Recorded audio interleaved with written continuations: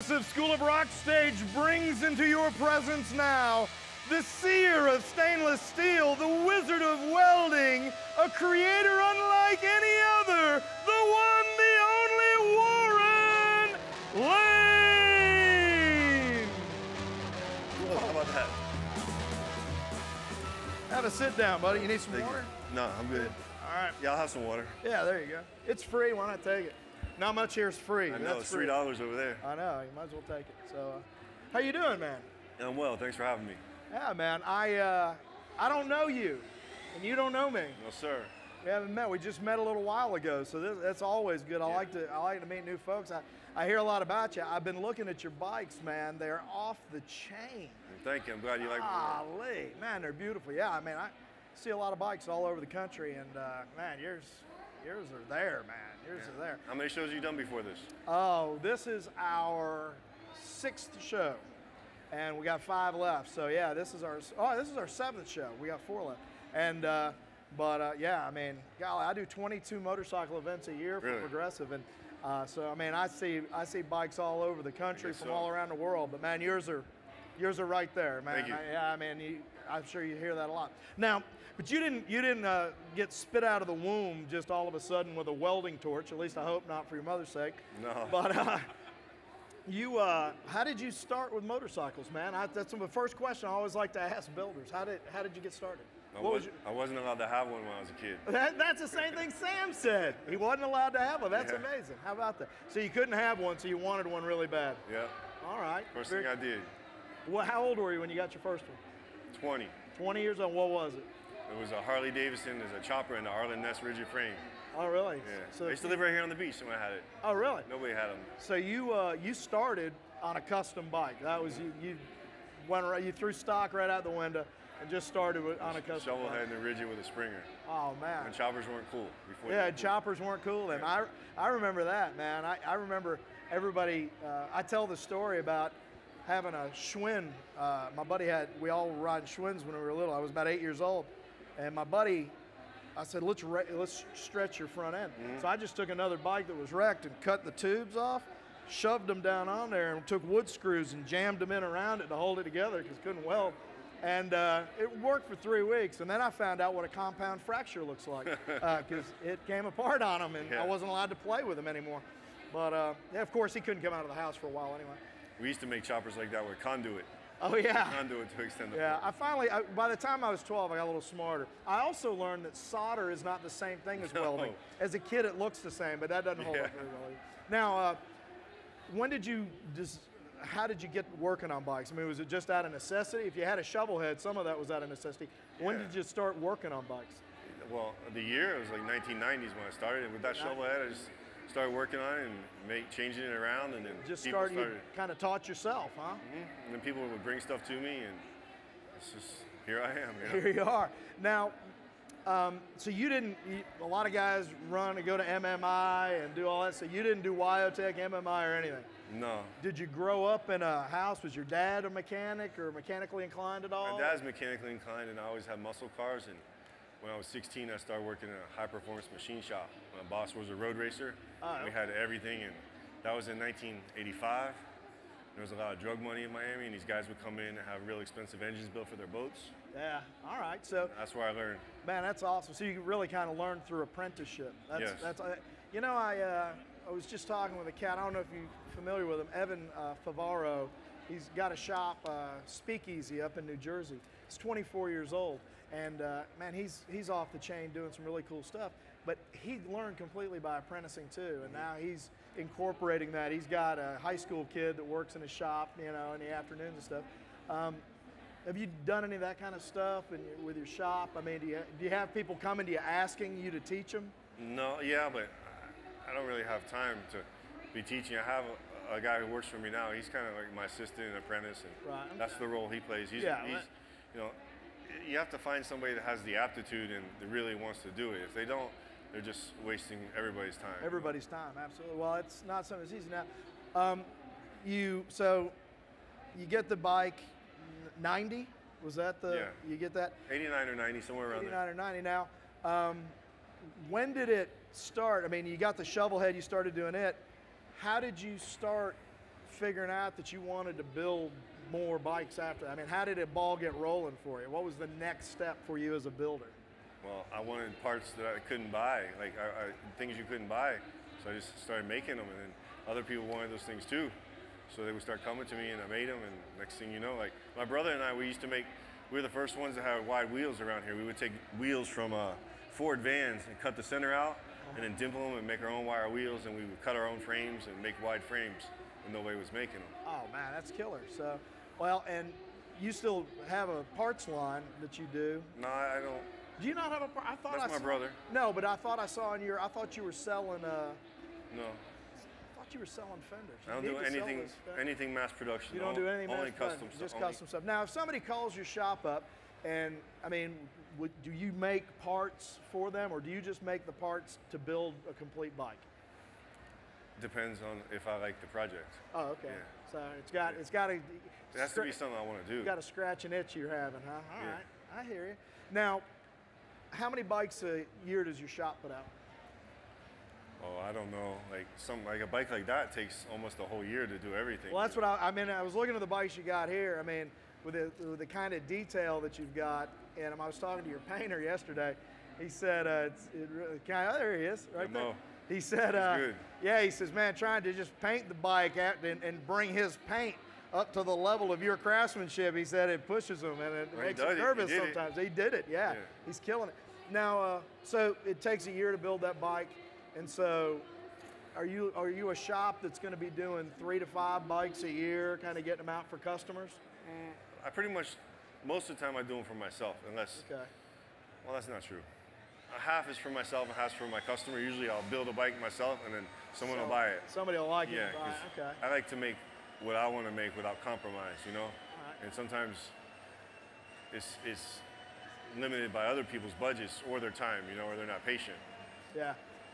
Now, where is your shop?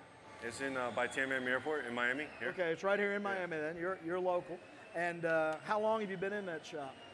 Well, I've only been there since February. Before I had another shop that was real small, but I outgrew that. Okay, all right. And name of your shop? Atomic Metalsmith.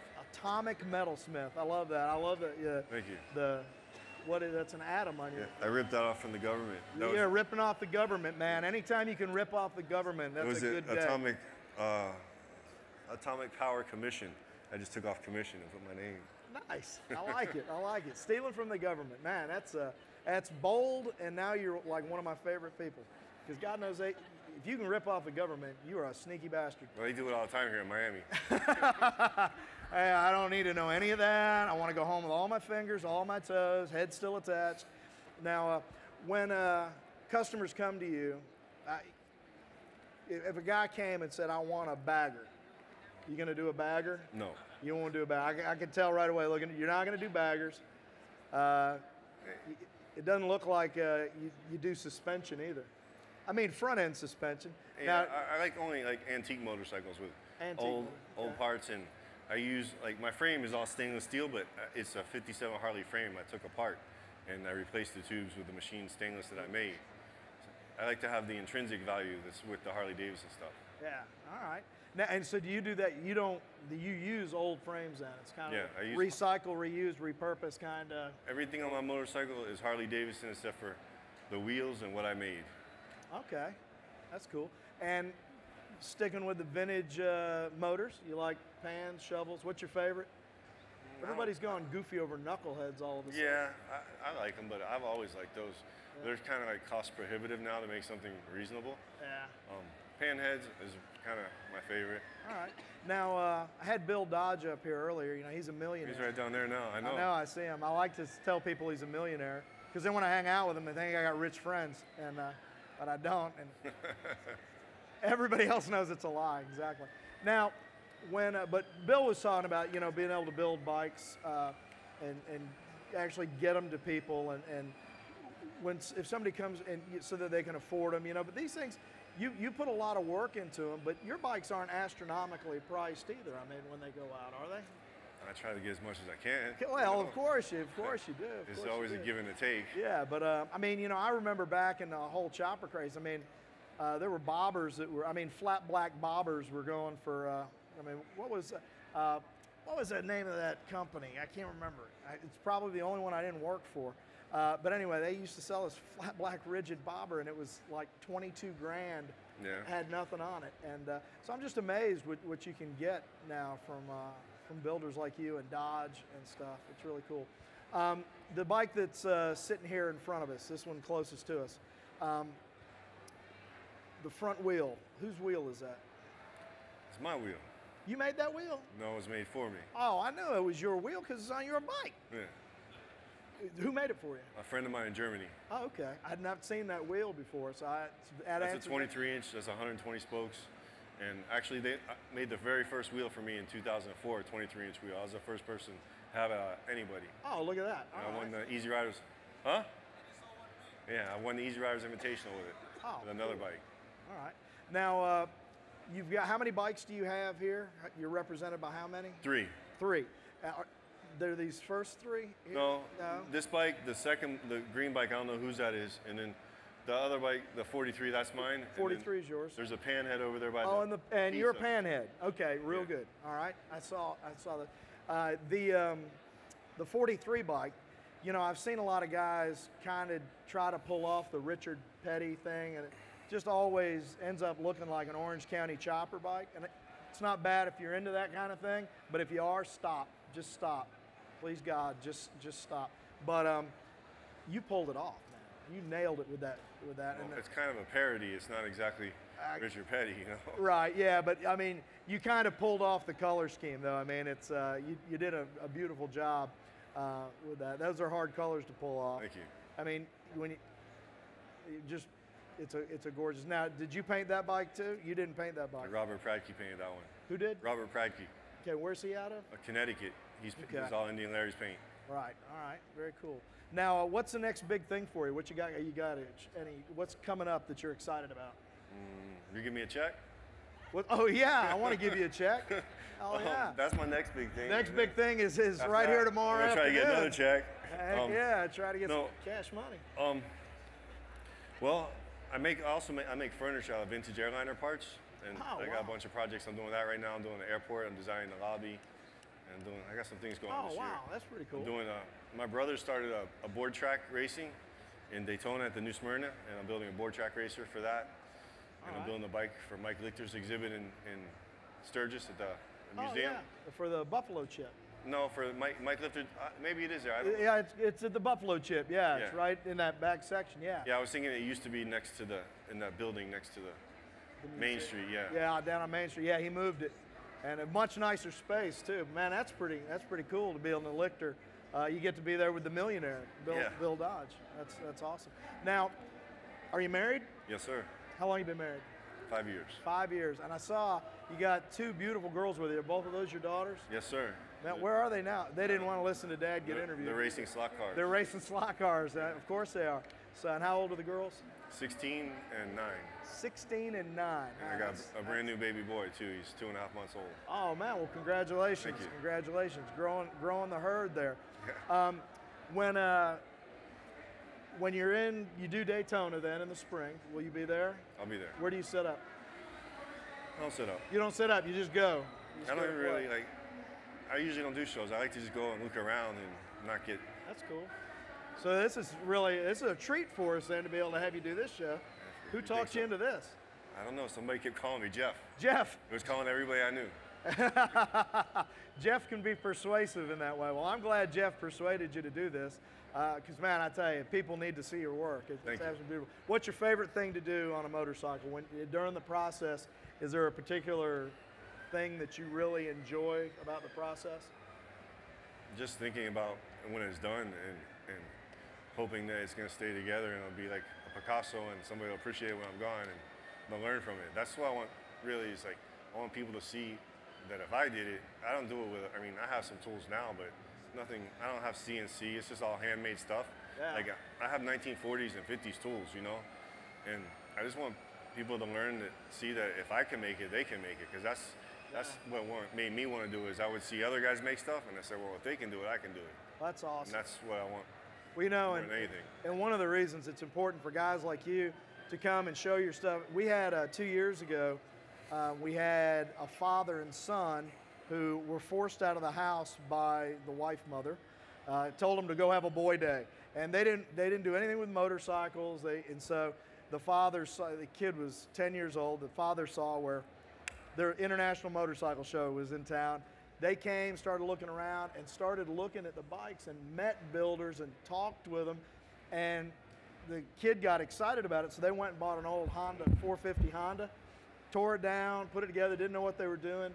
Came back the next year with pictures. The kid was riding it, and they were working on another bike, and it inspired, you know, a 10-year-old to go out and do that. And that really is, that's what it's about. I mean, because we're going to be gone someday, and I want my kids to be able to understand, you know, because it's more than just a piece of transportation. I mean, it speaks to our soul in terms of art and freedom and all the rest of that. So yeah, and the thing is, like, nowadays they just learn to make money off pushing buttons and stuff, you know. Like, I can make money because I have skills that in 1945 or 50 everybody could do it, and now nobody can do it, you know. And so now my skills are in demand. It's like, it's crazy.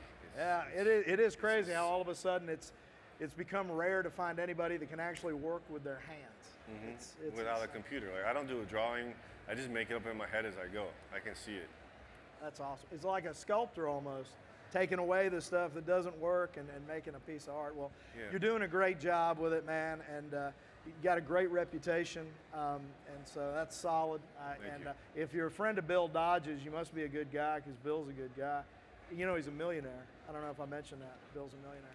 Bill, eventually I might convince everybody you're a millionaire. People are going to start asking you for money all the time now. So your shop, you don't mind if people drop by? And just by appointment only. By appointment, okay. That's important to get out there. Website, what's your website? It's atomicmetalsmith.com. Okay. I have an Instagram.